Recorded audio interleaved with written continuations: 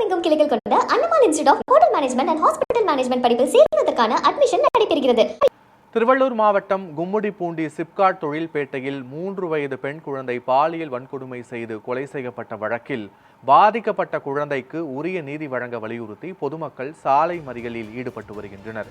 இது தொடர்பான விவரங்களோடு எமது செய்தியாளர் விஸ்வநாதன் இணைகிறார். விஸ்வநாதன், வணக்கம். விவரங்கள் என்ன? திருவள்ளூர் மாவட்டம் கும்முடிப்பூண்டி சிப்காட் தொழில்பேட்டையில் 3 வயது பெண் குழந்தை வடமான இளைஞரால் பாலியல் வன்கொடுமை செய்து கொலை செய்யப்பட்ட சம்பவம் அப்பகுதியில் கோபத்தை ஏற்படுத்தியுள்ளது. தொடர்ந்து பாதிக்கப்பட்ட குழந்தைக்கு உரிய நீதி வழங்க வலியுறுத்தி அப்பகுதி மக்கள் 100க்கும் மேற்பட்டோர் சென்னை கொல்கத்தா தேசிய நெடுஞ்சாலையில் சாலை மறியல் போராட்டத்தில் ஈடுபட்டு வருகின்றனர். திருவள்ளூர் மாவட்டம் கும்முடிப்பூண்டி சிப்காட் தொழிற்பேட்டையில் 300க்கும் மேற்பட்ட தொழிற்சாலைகள் இயங்கி வருகிறது. இங்குள்ள தொழிற்சாலைகளில் பல்லாயிரக்கணக்கான வடமாநில தொழிலாளர்கள் பணியாற்றி வருகின்றனர். சிப்காட் சுற்றுவட்டார பகுதிகளில் பீகார், உத்தரப்பிரதேசம், ஒடிசா, ஜார்க்கண்ட் உள்ளிட்ட பல்வேறு வடமாநிலங்களிலிருந்து குடும்பத்துடன் தந்து வாடகைக்கு வீடு எடுத்து தந்து வேலை செய்து வருகின்றனர்.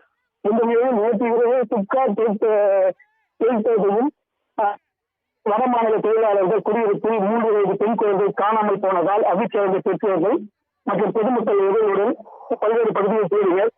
அப்போது அந்த இயற்கை விவாத கைது செய்த பெண்கள் சிலர் முட்டதையில் பச்சிலம் குழந்தை காயங்களுடன் உடல்நலம் குன்றி இருப்பதை கண்டு அதிர்ச்சி அடைந்தனர். மேலும் குழந்தையை மீட்டு கும்முடிப்பூண்டி அரசு மருத்துவமனைக்கு கொண்டு சென்றனர். அங்கு முதலுதவி அளிக்கப்பட்டு பின்னர் மேல் சிகிச்சைக்காக சென்னை ஸ்டான்லி மருத்துவமனையில் அனுமதிக்கப்பட்டனர். அங்கு தீவிர சிகிச்சை அளிக்கப்பட்ட நிலையில் குழந்தை சிகிச்சை பலனின்றி பரிகாரமாக உயிரிழந்தது. இதனைத் தொடர்ந்து குழந்தை பாலியல் வன்கொடுமை செய்யப்பட்ட வழக்கில் பீகாரை சேர்ந்த நிதின் நஞ்சி என்ற 19 வயது இளைஞரை சிப்காட் காவல்துறையினர் கைது செய்து விசாரணை நடத்தி வருகின்றனர். இதனையடுத்து அப்பகுதியில் பாதிக்கப்பட்ட வடமாநிலத்தை சேர்ந்த 3 வயது பெண் குழந்தைக்கு உரிய நீதி வழங்க வலியுறுத்தி அப்பகுதியைச் சேர்ந்த 100க்கும் மேற்பட்டோர் சென்னை கொல்கத்தா தேசிய நெடுஞ்சாலையில் சாலை மறியல் போராட்டத்தில் ஈடுபட்டு வருவதால் அப்பகுதியில் கடும் போக்குவரத்து நிலவி வருகிறது.